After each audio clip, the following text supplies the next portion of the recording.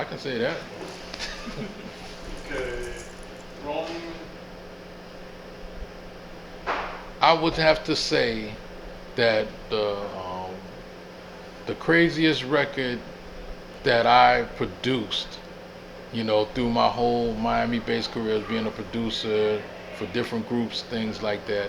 I've like, all of my compositions come from all different styles of music, all different kinds of situations. Um, there was a song that I did for a movie soundtrack called, for Friday. A song called Hoochie Mama. But the thing was with it was a lot of people don't know that it's a jazz influenced record. Um, there's other little elements. I don't want to give up all the recipe to where all of the different samples come from because that's one thing about producers. You want to kind of keep what it is that you found that nobody else really knows about. You want to keep it a secret. It's just like a cook, that has certain ingredients to do what it is that they do. They don't want to really give up their recipes. But that particular record, to me, um, was a defining moment to let me know that even though the people that I was working with at the time was on hiatus, we did this one thing, and it just solely solidified the fact of what my contributions to Miami bass and to dance music the world over. That record really let me know that that type and style of music would not die. You got a Clay D record from back in the day, Boot the Booty, the instrumental version of the record, classic, timeless. Afro Rican, Give It All You Got, classic, timeless. Um, there's a bunch of records. A lot of Pretty Tony's records are the same way.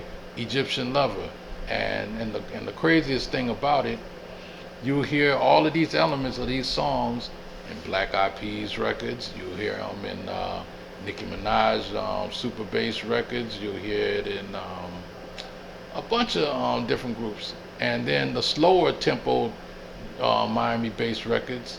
You know, every Southern rapper that's out, whether it's T.I., Young Jeezy, this, that, and the other.